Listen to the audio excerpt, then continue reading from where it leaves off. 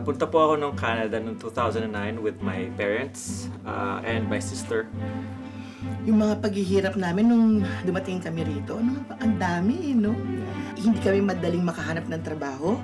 Kasi akala namin dati, pag ano yung trabaho mo sa Pilipinas, same job when we get here. However, ang hinahanap lagi, Canadian experience. 4 lang kami nasa Canada and we don't have any other family members here. Sa unang 4 na taon namin dito sa Canada, paulit-ulit ko sinasabi sa pamilya ko, gusto ko nang bumalik. Gusto ko nang bumalik.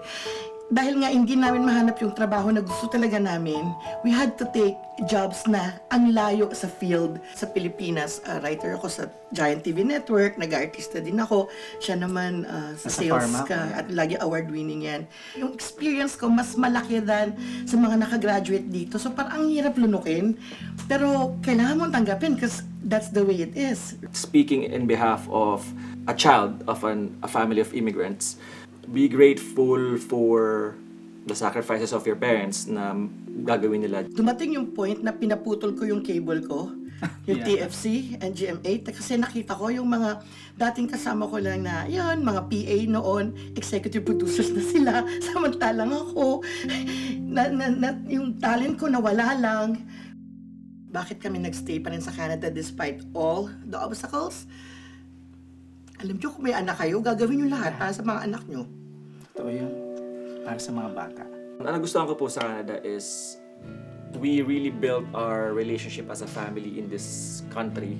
It's different here. In Canada, ang number 1 dito ay Family. pamilya. I wanna make my parents proud of me, especially sa lahat ng binitawan nila. Dahil nagpursige tayo, on my 5th year here, nakita ko yung business na may talent pala tayo sa sales.